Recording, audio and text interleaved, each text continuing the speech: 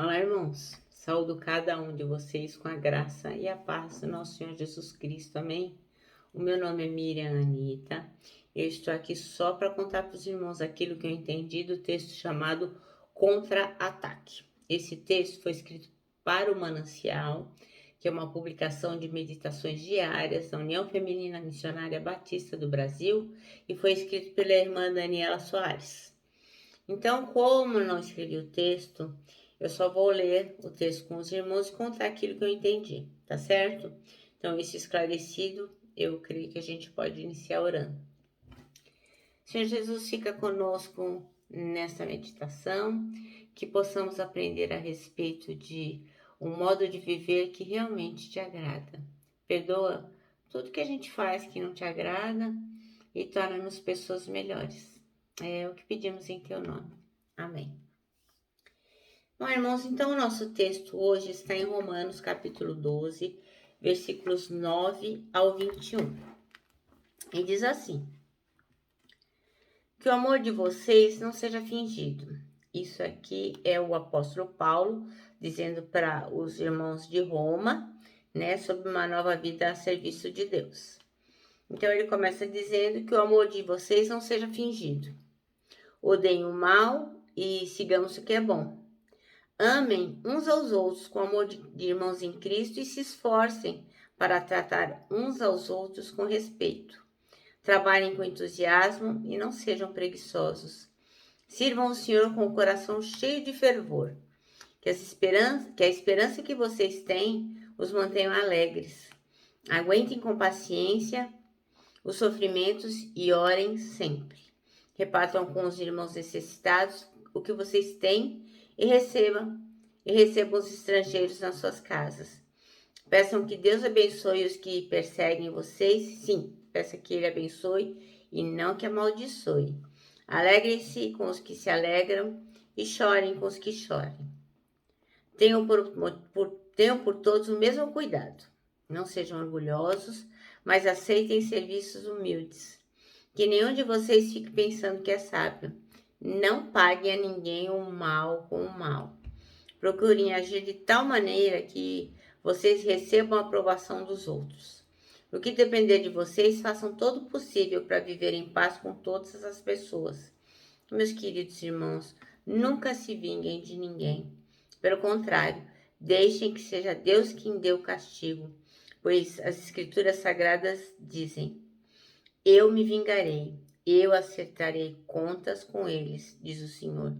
Mas façam como dizem as Escrituras.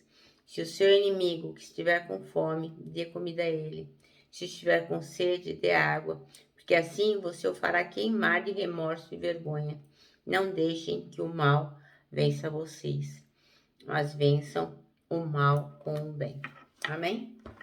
Nada fácil, né, irmãos? Nada fácil. Bom, o nosso versículo-chave é o 21, que diz assim, ó: não se deixem vencer pelo mal, mas vençam o mal com o bem. Então, a gente sabe que o mundo está sob um padrão de maldade e a gente não pode se conformar com isso, né? Realmente, para todo lado você olha e vê tantas coisas ruins acontecendo, né? Tanta crueldade, em todos os níveis, né? Dos nossos governantes, dos nossos colegas, do mundo do crime, em todo lugar você vê que o padrão de maldade está muito, muito elevado mesmo. E a gente não pode se conformar porque a gente lê aqui, né, no versículo 12 do capítulo, versículo 2 do capítulo 12, que diz assim, ó: e não vos conformeis com esse século, mas transformai-vos pela renovação da vossa mente, para que experimenteis qual seja a boa, agradável e perfeita vontade de Deus. É muito comum, né, nós recitarmos esse verso, muitos de nós temos esse verso decorado, né? Mas como que a gente pode resistir a essa onda tão forte do mal, né? Como a gente pode ser santo em meio a tanta conformidade com o pecado, né? Tantas pessoas acham tão normal, né, as coisas pecaminosas que estão acontecendo. Você olha para a televisão e vê tantas induções ao pecado, tanta pornografia, e parece que é tudo tão normal, né? Na sala se vê o netinho, a avó, a mãe, todo mundo ali, vê daqueles programas que realmente induzem as pessoas a pecarem. Então, a maldade está presente em todos os níveis, né? No versículo 9, parece como se fosse aquele Suardes iniciou, de start, do começo, né? Que diz assim, olha, que o amor de vocês não seja fingido. É aí que tudo começa. Não ter um amor fingido. Então, o segredo para o apóstolo Paulo, o segredo de viver, está dentro desta questão. Aí está a base da vida cristã, o amor e a bondade. Usando a expressão o amor deve ser sincero, quer dizer que o amor não seja fingido, Paulo vai aí iniciando uma série de orientações práticas e assim, bem contundentes, bem incisivas, não deixa dúvida do que a gente precisa fazer. Ele nos apresenta o caminho para a gente vencer o mal com a própria prática do bem, como uma força de resistência mesmo. É como se fosse um contra-ataque. O mal contra o bem. Não é fácil não, irmãos, mas essa é a orientação do nosso Deus, da Santa Palavra, que nos indica que a gente tem que vencer o mal com o bem. E como isso é difícil, né? Eu reconheço. Então, Paulo usa palavras como dediquem-se, perseverem, pratiquem, procurem, vençam. Então, tudo isso vai nos remeter a um esforço que a gente precisa fazer da nossa parte, né? Para que a nossa vida cristã seja verdadeira, eficaz, que ela possa realmente dar frutos, que não seja uma vida mentirosa, só de boca para fora, né? Você fala assim, Deus abençoe, irmão, mas por dentro aquela raiva que te corrói, né? Então, as palavras que são citadas aqui são importantes para que nós possamos conduzir a nossa vida de forma adequada, dedicar, perseverar, praticar, procurar, fazer o bem e vencer. Nossa, se nós conseguirmos aplicar todas essas coisas na nossa vida, nós seremos realmente vencedores. Às vezes nós temos a sensação de que estamos passando por bobos, né? Mas não tem problema. O Senhor vê todas as coisas e Ele sabe, né? Como diz a palavra, a Ele pertence a vingança, não a nós. Então, nós temos que resistir, sim, com o bem. Para caminharmos no padrão de Deus, é preciso muita renúncia, pois a nossa natureza ainda é pecaminosa. Então, é como eu estava dizendo, né? Para a gente não é fácil essa tolerância, né? Existem pessoas que têm um temperamento que fica mais fácil relevar determinadas coisas. Mas para outras pessoas que têm um temperamento sanguíneo, que quer logo resolver, que não quer, como a gente diz, né, levar desaforo para casa, acaba deixando de fazer essas coisas que são perseverar, se dedicar, vencer pelo bem. Nós temos que estar atentos a isso, porque não é uma indicação de um caminho que você pode seguir. A Santa Palavra nos diz que nós temos que ser assim, porque essas orientações, elas estão descritas do versículo 9 ao 21. Tudo isso que a gente leu agora é uma realidade de quem já entendeu que o morrer para si é uma coisa que nós temos que fazer. Nós temos que viver para Cristo. Então, a nossa vida já não importa. Então, se nós vamos levar desaforo para casa, se nós vamos ter tolerância, se vamos ser motivo muitas vezes de chacota, se seremos feitos de bobo, não interessa, né? Nós temos que contra-atacar o mal com o bem. E sobre isso, Paulo já tinha falado no versículo 1, que também é amplamente conhecido por nós, que diz assim, rogo-vos, pois, irmãos, pelas misericórdias de Deus, que apresenteis o vosso corpo por sacrifício vivo, santo e agradável a Deus, que é o vosso culto racional.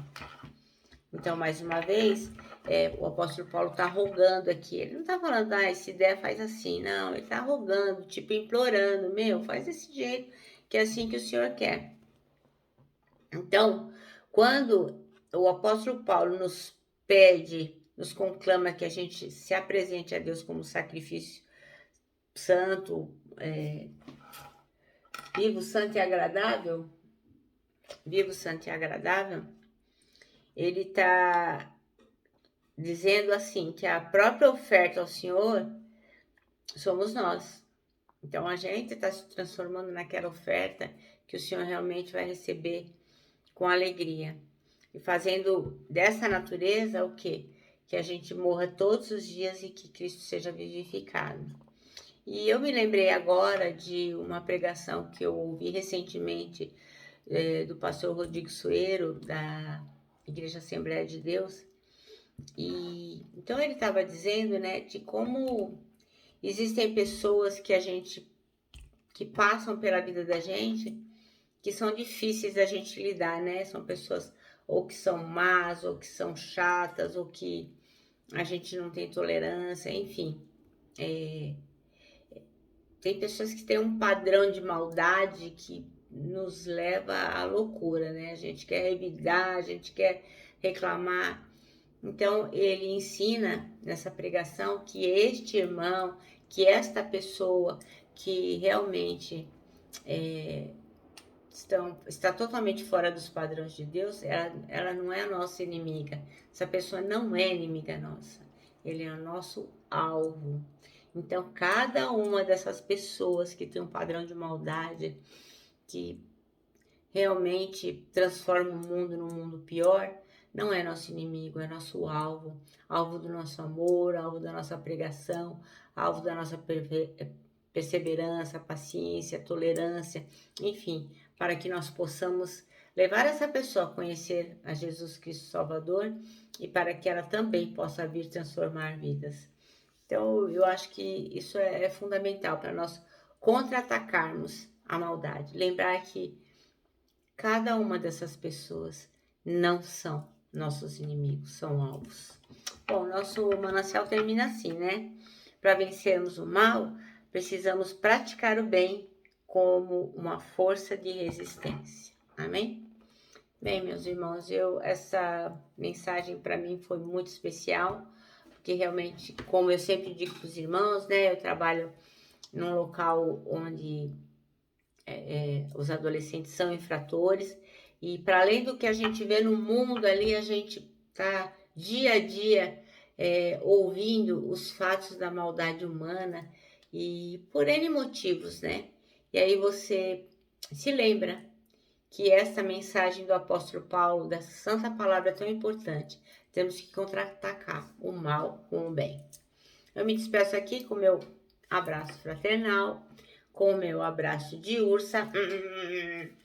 Lógico, lembrando, que em 2021 ninguém solta a mão de ninguém. E com a palavra de ordem que é saudades.